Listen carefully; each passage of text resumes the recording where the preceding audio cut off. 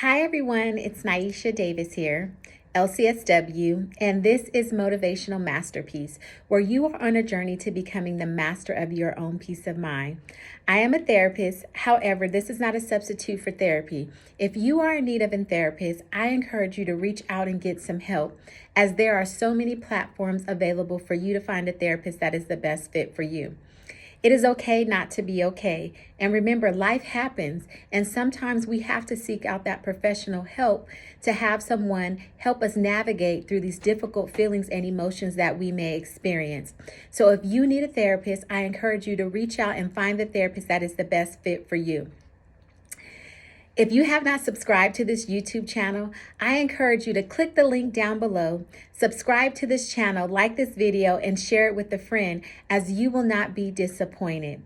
Share these videos, get encouraged, get empowered, learn how to become the master of your own peace of mind.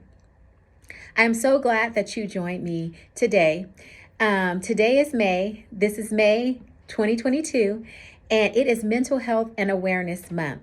And I just stopped by because I just wanted to shed some light with you on the importance of mental health and wellness.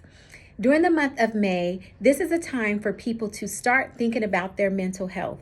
If you have not started to think about your mental health and the importance of you being mentally well, not just physically well, but mentally well, this is the prime time for you to do it.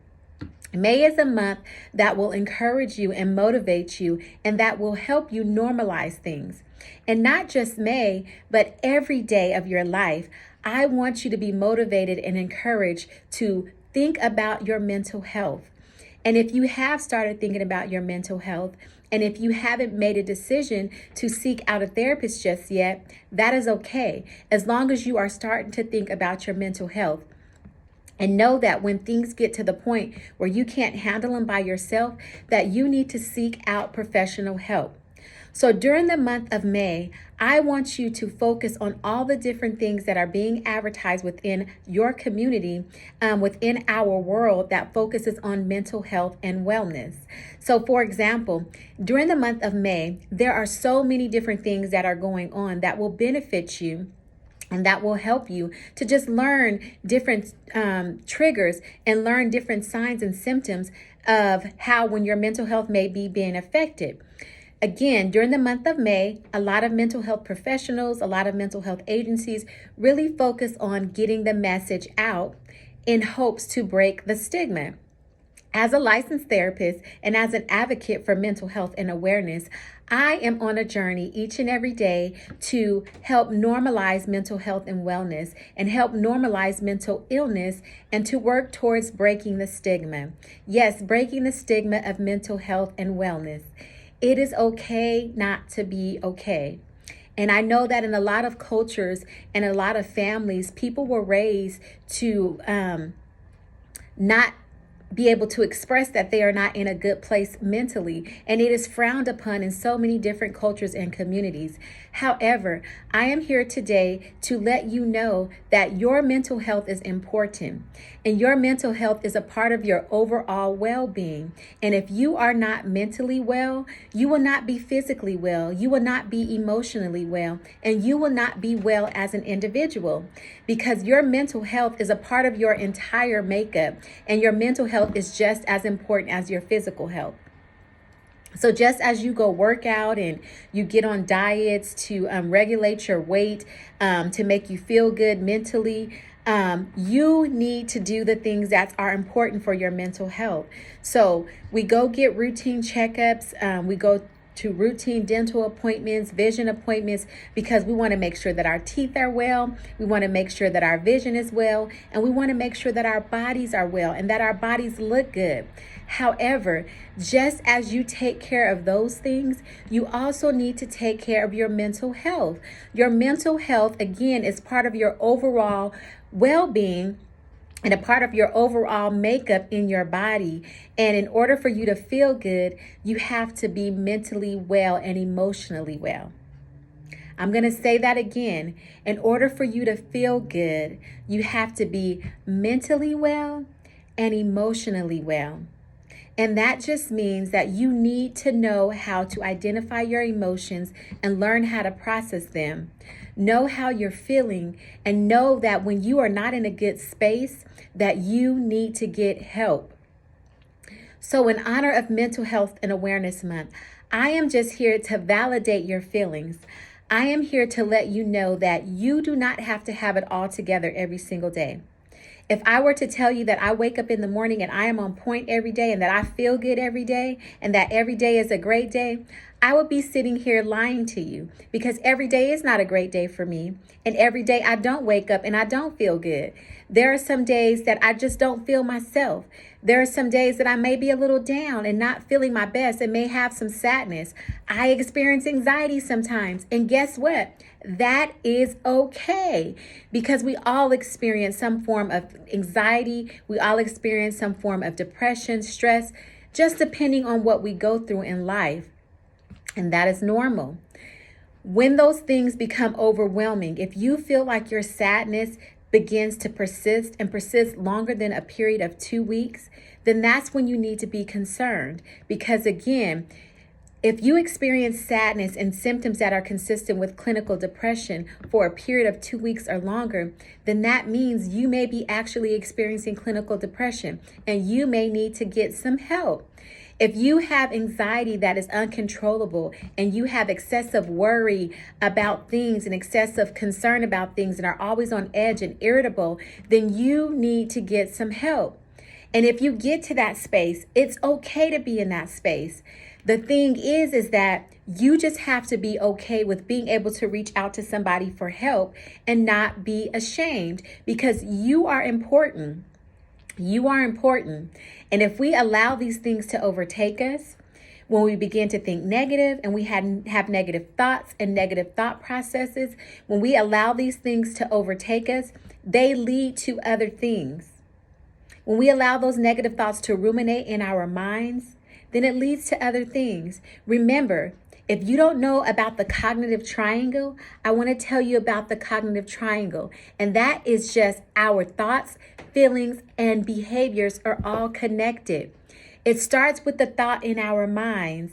And then however we think, it affects how we feel. And depending on how we feel, it affects our behaviors. But remember, it always starts with the thought in our minds.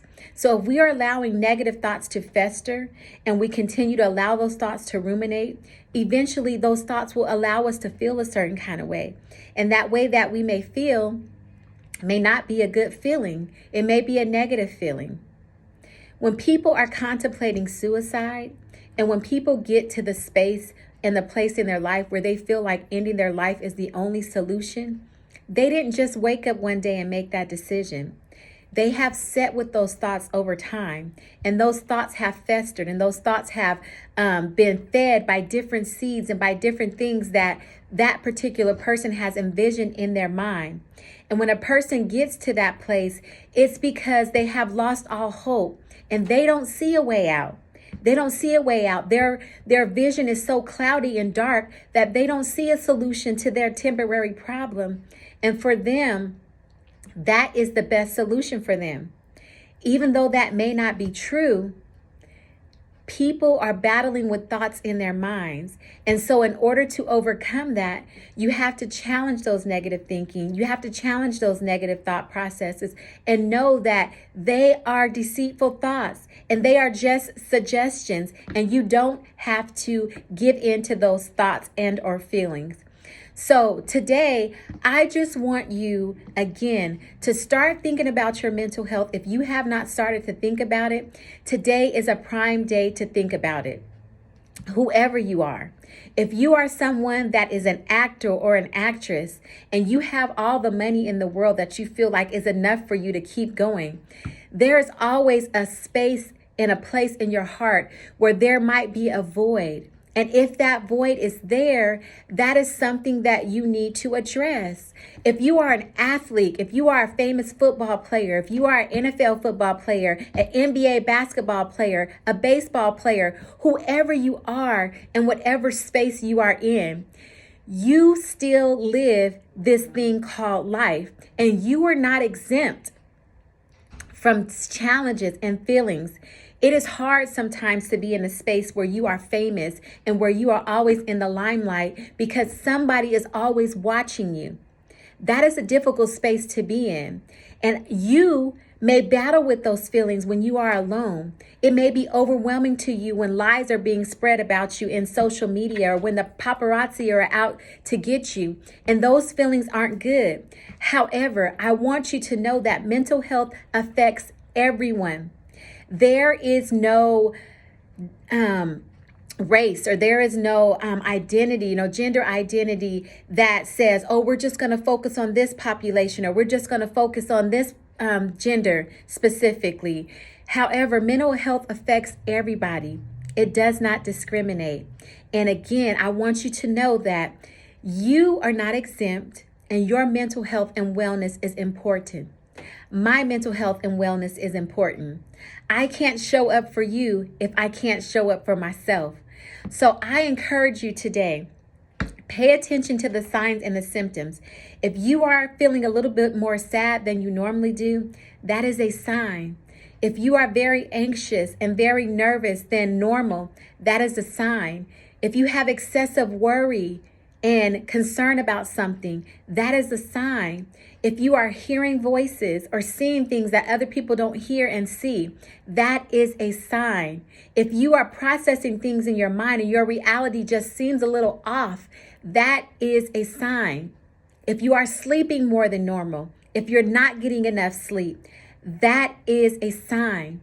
If you are having those thoughts of wanting to end your life or feeling like life is just too hard and you can't do this anymore, that is a sign. If you are using substances or drinking and you've never drunk before and you've never used substance before, or if you are finding yourself using it excessively more than normal, those are all signs, and I don't want you to ignore these.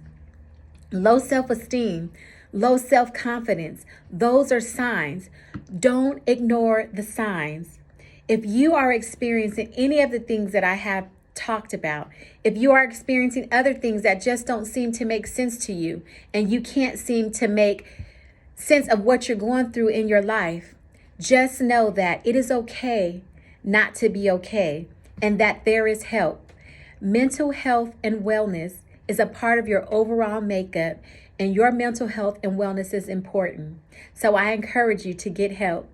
If you are feeling suicidal, contact the suicide hotline. Get help. Reach out to the resources that are available for you in your community, and do whatever you can to make sure that you are okay. I hope that you got something from this. I hope that you take what I said. Share this video as it is so important. I want you to be okay. I want to see you well. I want to see you emotionally healthy. I want to see you mentally healthy. And I want to see you not just survive every day, but I want to see you thrive.